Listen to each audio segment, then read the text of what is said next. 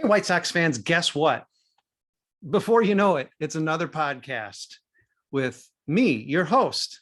My name is Brett Ballantini. I host these podcasts. And guess what? It's an intimate affair. We have 75 staff members, but only one stepped forward, as he often does. I will even say usually does for a group podcast. It's Super Joseph Resis manning the Indianapolis field office. Crystal O'Keefe, the other half of the field office, has been working overtime with six-pack of stats, evidently could not take time out to join Joe and be legit in a full Indianapolis field office effort. But understanding the burdens there, you are really carrying the entire office on your shoulders, Joe. No pressure, but hey, let's get number 64 rolling. Welcome. Thank you for joining me. Yeah, it's great to be here. Thank you for having me. Okay, we are going to, we're in the dog days. I guess we're past the dog days, but we're still in dog days because the White Sox have run away with this division.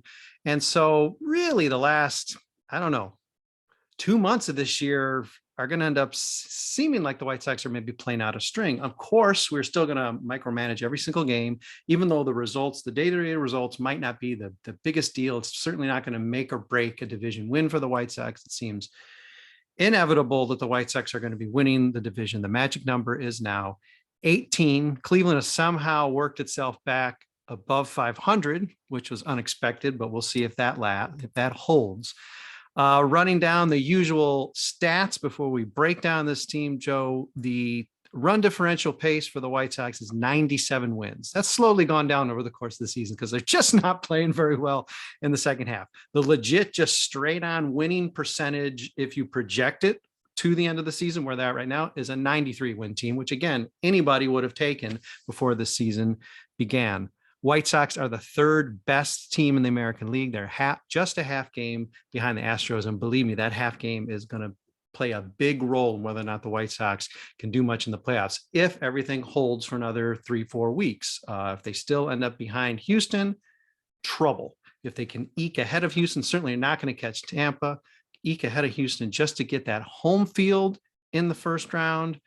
If it turns out that those two teams are still 2-3 in the American League, that's going to be a big advantage, White Sox. But of course, there's a lot of stuff to talk about, and it might just be material given the state of the starting rotation. So, Joe, we talked last Mothership podcast about what the White Sox need to do against Pittsburgh and Kansas City, go 5-0, go 1-5, whatever. And I think you've always been pretty reasonable. You're like, hey, I want them to win 5, but if they don't, I'm not going to throw myself off a cliff. I've got responsibilities to the Indianapolis field office. So understanding a 3-2 little stretch here certainly left some wins on the table, but not disastrous and sort of doesn't really matter anyway. Joe, your feelings about the team here heading into action next on September 7th. Yeah, so this past 5 games against relatively weak opponents, I would say 3-2 was about as well as they should have done.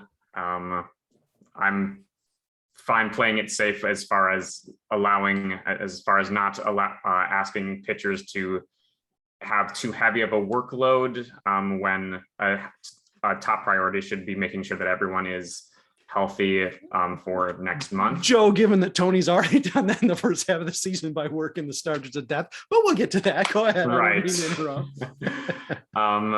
So yeah, the 3 winning 3 out of the 5 doesn't upset me. Like obviously today's win left a little bit of a sour taste in my mouth just because the offense just was not really doing anything. I mean, just the 6 singles, not going to win too many games like that.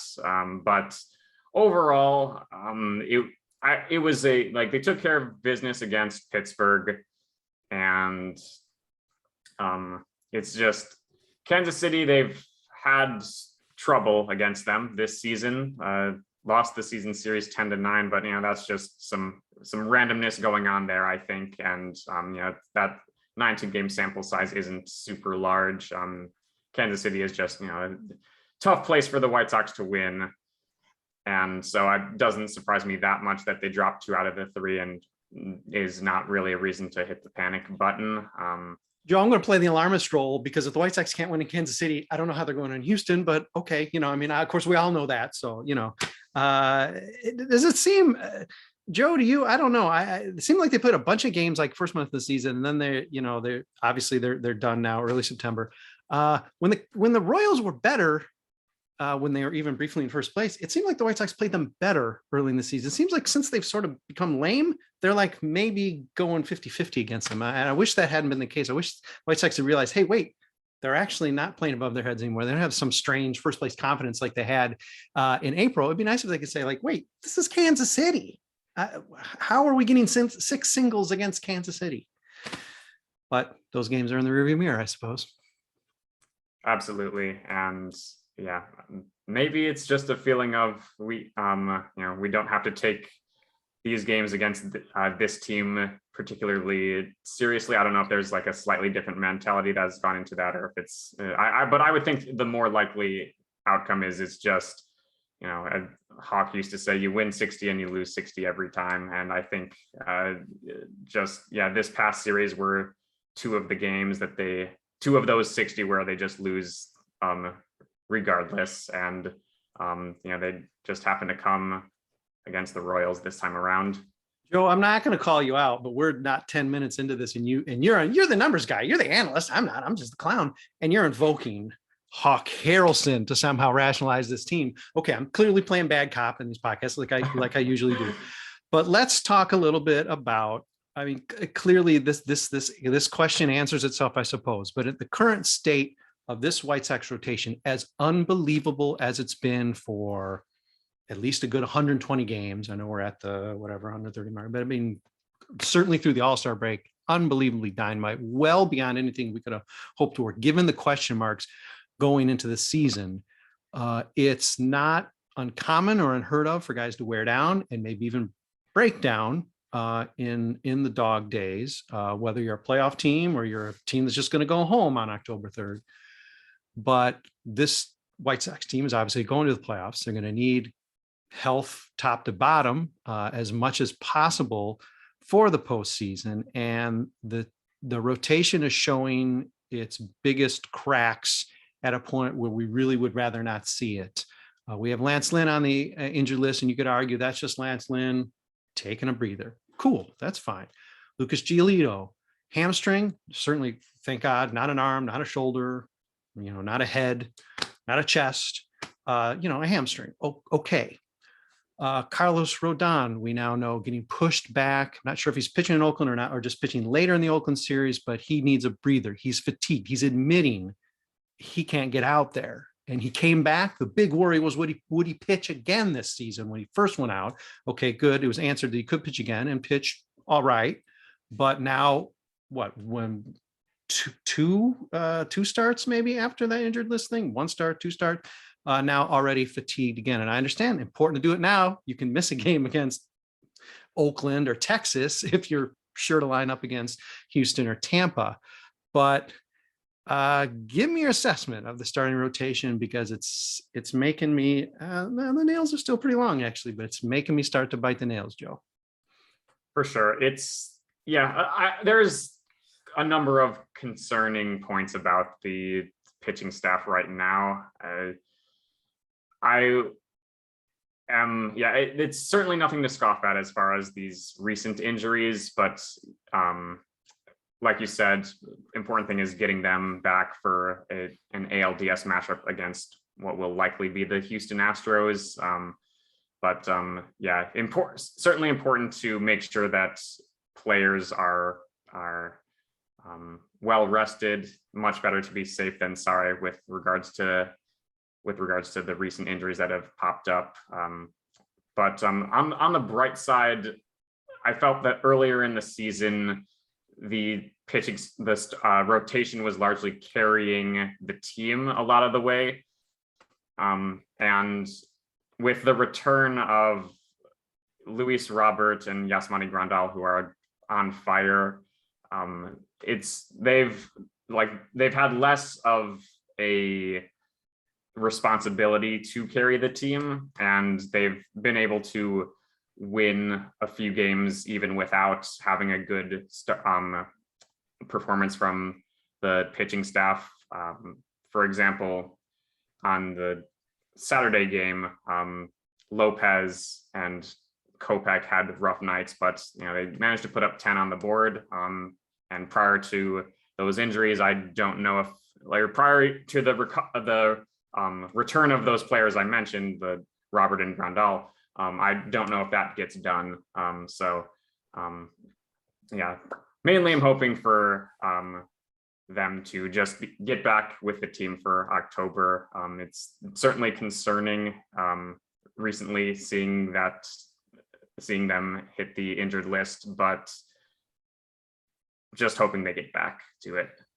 Well, again, you're a clever guy, Joe, so it's no surprise that you chose the Saturday game to talk about, because, of course, a great example of what will be the equivalent of maybe a get knocked out of the box if you're a starter, maybe in the third inning, would be today's game, Sunday's game, where the White Sox muster 6 singles against Kansas City, against a starter who has incredible potential but has not put it together this season.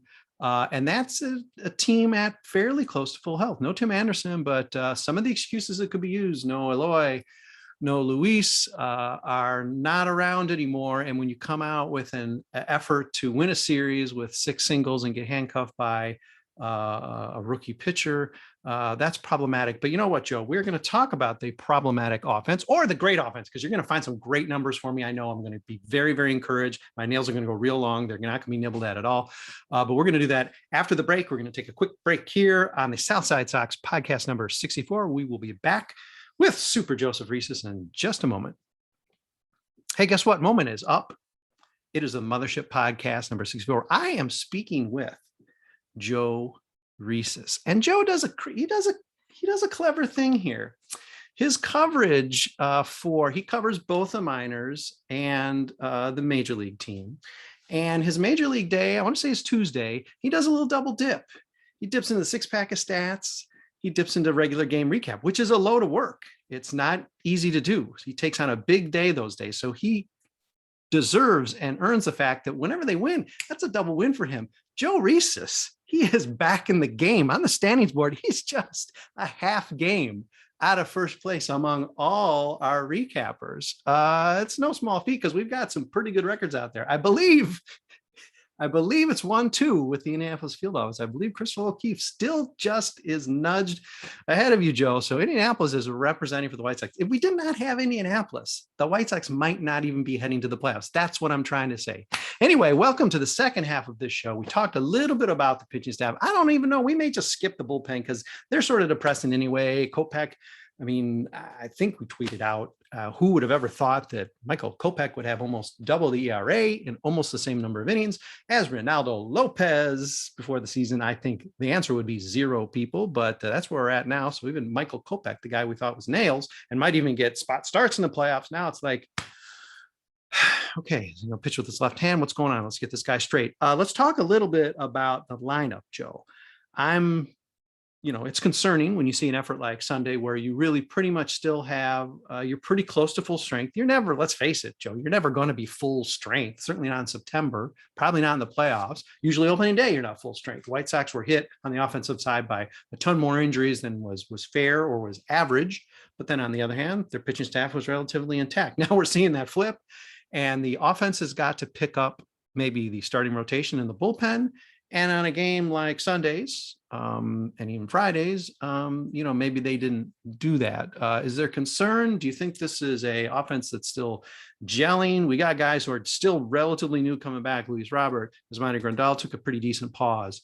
Eloy Jimenez. I mean, these are guys who missed substantial portions of the season. Do we just give them more time? Is there concern that this offense isn't gelling the way we want it to? Because playoffs seem a long way away, but we're a month and ticking.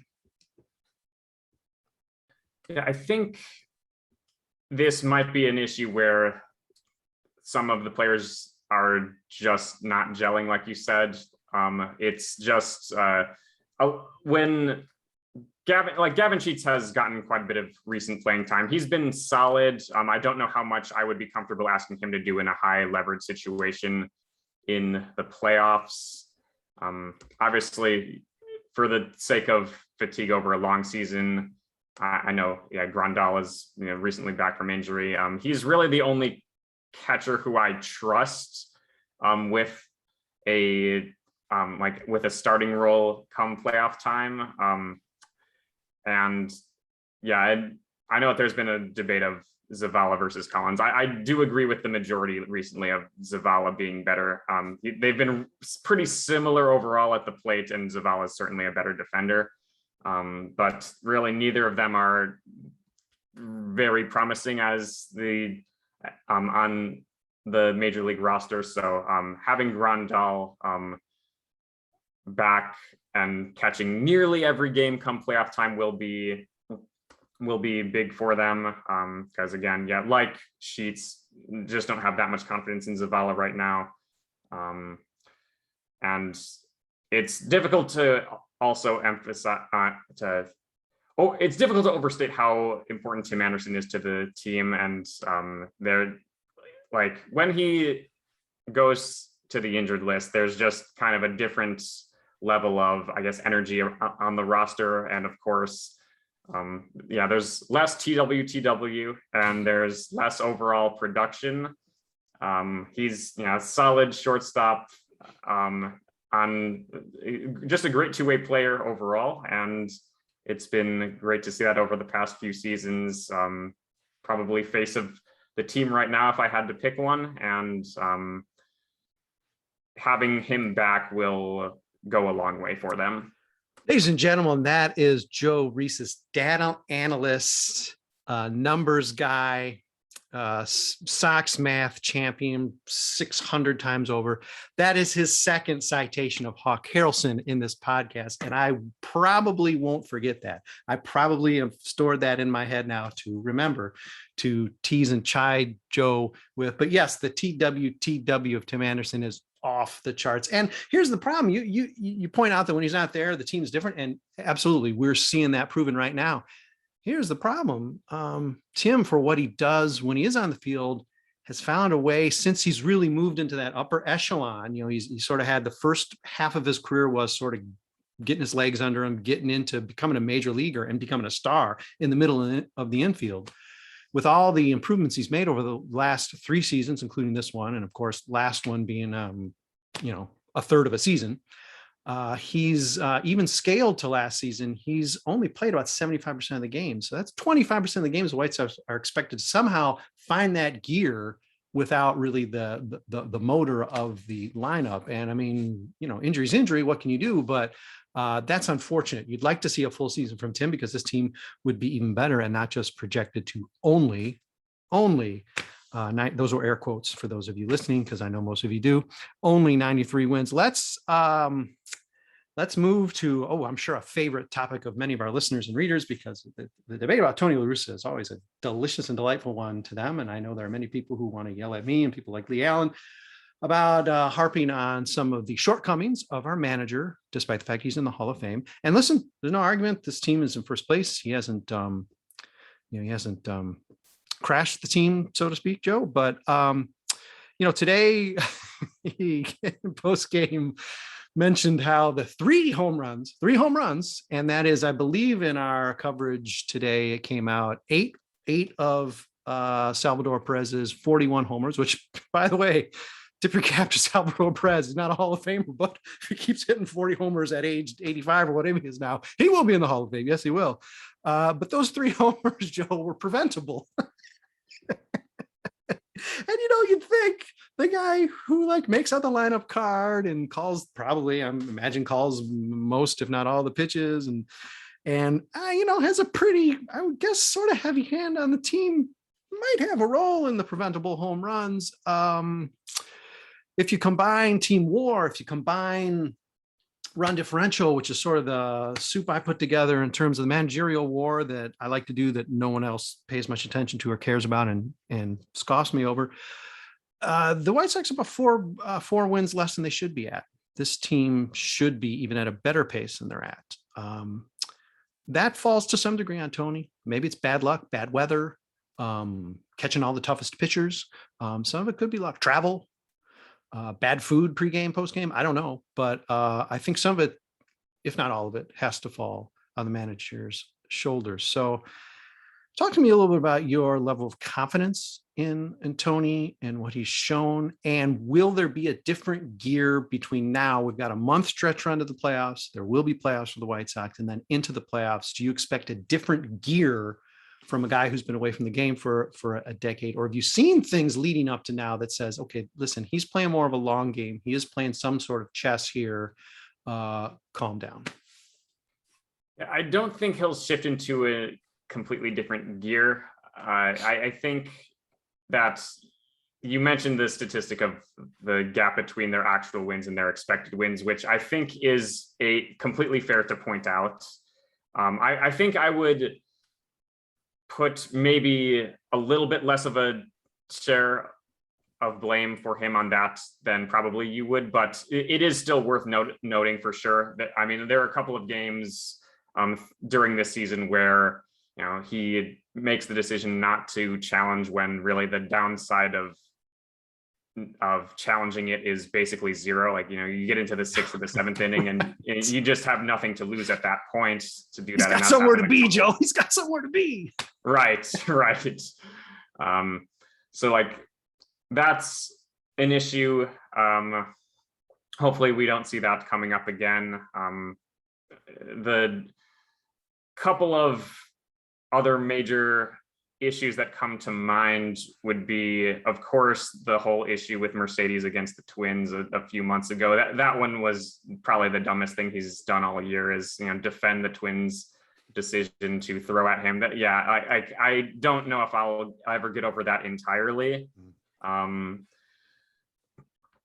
But you know, it's in the past now, and like, I will have to admit, like, I thought he would just be a bad match for this team with a very, you know, young group with full of guys who aren't afraid to challenge the conventional unwritten rules. I just figured that he would mess with that culture, and despite that fit, which seemed to be a bad one, it's worked out okay for him, and the players seem to like him, and you know, that is important, I think, to point out. Yeah, unless there's something we don't know about, we're not hearing about, and I think it would, even in this Zoom era, more would leak. There'd be more throwing under the bus and hints. You're right. Somehow this mesh has happened, and you know, something when we first heard in the news, that was probably our first concern. Not even, well, there are a lot of concerns, but in terms of a practical sense, the biggest concern was how in the world you go from, you know, Papa Ricky Renteria to now a guy, you know, admittedly not Tony's fault. I mean, shoehorned into a situation where over years, you know, they've gelled through the rebuild. You wondered how he would mesh there, and it does seem like, with maybe a few missteps, that gel has been pretty good. And let me make it clear, part of the reason of trying to come up with something like a managerial war is to take the emotional element out of it. People hated Ricky, by and large, hated Ricky Renteria. The truth is, last couple of years, he wasn't nearly the poor manager he was early on. The whole idea is to try to isolate managerial performance. And I know that sort of goes hand in hand with the general manager job. And yes, it goes hand in hand with pregame food and weather. And yeah, I know it's a lot of stuff, but the manager is the guy who bears the most responsibility for that stuff in between the lines. And right now, Tony's in the negative. If he was in the positive, I'd be acknowledging that. Like, I cannot believe this, Joe. This guy is doing better than expected. He's given this team, if it's 2005 and it's as again, it's like, this guy has been magic this year. He's added like 6 wins to this team.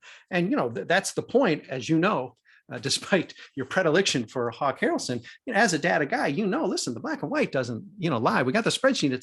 It gives you the number, and you say, well, okay, that's what it is. Now let's try and figure out how we explain that. But okay.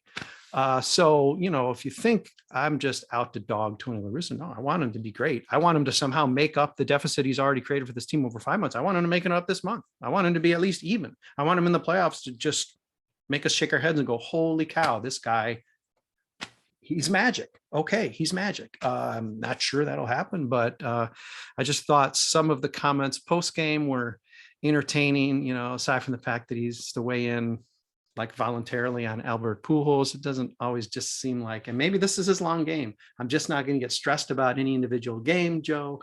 I know you fans are freaking out and everybody's on Twitter crying. We don't want to lose a series or a season series to Kansas City, but I don't care. We're in first place and I'm focused on the playoffs. And if that's his long game, great. We win a World Series. I don't think anybody's going to argue about whether his managerial war is, -4. Who cares? They got a ring. So they could have won 100 games and won the World Series. Okay, big deal. Who cares? But some calm words from Joe Resis, just keeping it steady as he usually does. It's a good foil. We got good cop, bad cop, good fan, bad fan.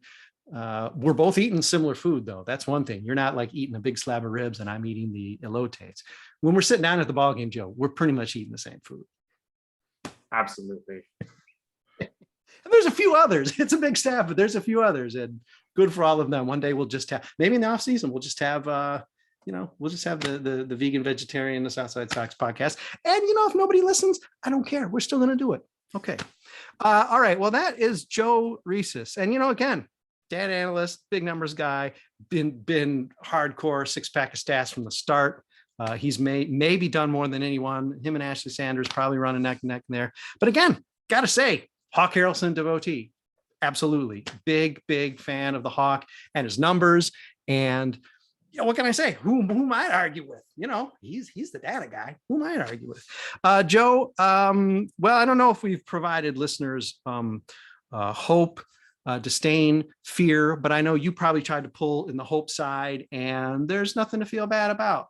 This is a first place team that's going to make it to the playoffs. Just a matter of who they draw.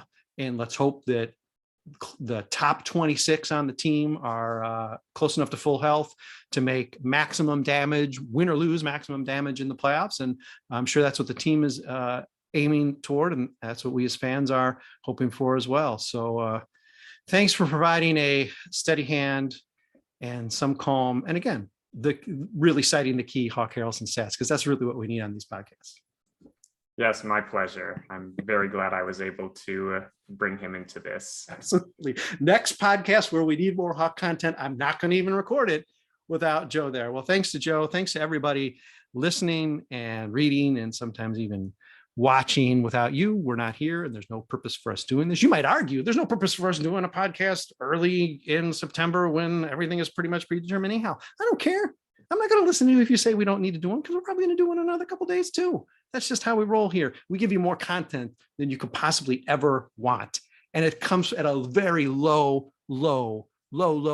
subscription price. That's the nice thing. It's a win-win for you. So still and all, thank you for listening. Thank you for reading. We'll be back with more Southside Sox Mothership podcasts, probably sooner than you want one.